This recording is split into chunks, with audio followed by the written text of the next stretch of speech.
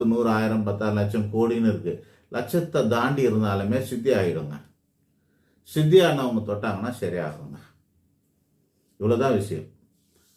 யார் தொட்டாலும் ஆகுன்றது, யார் தொட்டாலும் ஆகாதுன்னு ரெண்டுத்துக்குமே நான் வரல.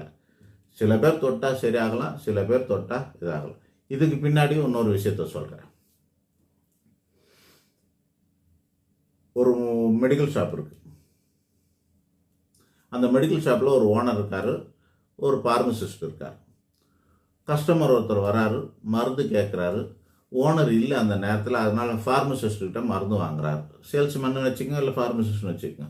அப்படி மருந்து வாங்குறாரு. அந்த ஃபார்மசிஸ்ட் என்ன பண்ணுறாரு அப்படின்னா, தரமான சிப்லோ, கிளாக்ஸோ, ரான்பக்ஸ் இந்த மாதிரியான பிராண்டட் கம்பெனியோட மாத்திரைங்களை கட் பண்ணி கொடுத்து, இதை ரெண்டு சாப்பிடுங்க, இதை சாப்பிட்டா சரியாகும்னு சொல்கிறார். அவரும் காசு கொடுத்து வாங்கி போகிறார், சாப்பிட்றாரு, சரியாகலை. என்னாச்சு? சரியாகலை. ஒரு நாள் 2 நாள் பொறுத்து திரும்ப அவர் வரார். வரும்போது அப்போது ஓனர் இருக்கார். சார், உங்கள் ஃபார்மசிஸ்ட்கிட்ட வாங்கிட்டு போனேன், எனக்கு சரியாகலை, நீங்கள் கொடுங்க அப்படிங்கிற. ஆக்சுவலி இவர் முதலாளி தான், இவர் ஃபார்மசிஸ்ட் கிடையாது, ஒரு எக்ஸ்பீரியன்ஸான முதலாளி, அவ்வளோதான். இவர்கிட்ட கேட்குறேன், நீங்கள் கொடுங்க அப்படின்னு சொல்கிறார். இவர் என்ன பண்ணுறாரு தெரியுங்களா? மெடிக்கல் ஷாப் வச்சுக்கிறவங்களுக்கு தெரியும், மற்றவங்களாம் தெரிஞ்சுக்குங்க.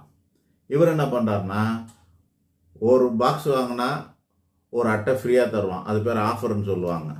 அந்த மாதிரி வாங்கி வச்சுருப்பாங்க சில ஐட்டத்தை. சிலது என்ன பண்ணுவாங்கன்னா ஷார்ட் எக்ஸ்பைரியாக இருக்கும், சீக்கிரமாக போயிடும், இன்னும் 6 மாதம் தான் இருக்குது, அது காலி பண்ணி ஆகணும்னு இருக்கும். அப்படி எந்த மாதிரிலாம் இருக்கிறதெல்லாம் அவங்க தெரியாது எடுத்து வச்சுருப்பாங்க. அதை என்ன பண்ணாங்க, எடுத்து வச்சு அதை கட் பண்ணி கொடுப்பாங்க. கூட 2 விட்டமின் சியோ அது இது எதை சேர்த்து போட்டு கொடுத்து, இதை சாப்பிடுங்க சரியாகும்னு சொல்லுவாங்க. இப்போ சரியாயிடும். ஆக்சுவலி படித்தவன் நல்ல மருந்தை கொடுக்குறான், பிராண்டட் மருந்தை கொடுக்குறான், அவனுக்கிட்ட சரியாகலை. இவர் நஷ்டம் தவிக்கிறதுக்காக சில மருந்தும் லாபம் அதிகமாக இருக்கிற மருந்தையும் கொடுக்குறாரு. ஆனால் அவங்களுக்கு சரியாகுது. என்ன அர்த்தம் அது? இதுக்கு பின்னாடி ஒளிந்து இருப்பது நம்பிக்கை. நம்பிக்கை இருந்ததுன்னா வியாதி கூட சரியாகுது. தொட்டு பார்க்கலான்னு சொல்லிட்டு நீங்கள் தொடுங்க பார்க்கலாம் சரியாகுதா அப்படின்னு சொல்லி தொட்டுக்கிட்டாலாம் இல்லை. நான் தொட்டால் சரியாகும்னு நீங்கள் நம்பினா ஒரு வேலை சரியாகும்.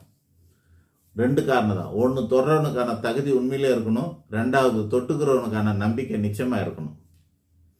ஸோ தகுதி இந்த பக்கம், தொடுறவனுக்கு தகுதி இருக்கணும், தொட்டுக்கொண்டு வியாதி சரி பண்ணிக்கணுன்ற அந்த ஆளுக்கு இவர் மேலே நம்பிக்கை இருக்கணும். இது 2மே இருந்ததுன்னா நிச்சயமாக தொட்டால் சரியாகும்.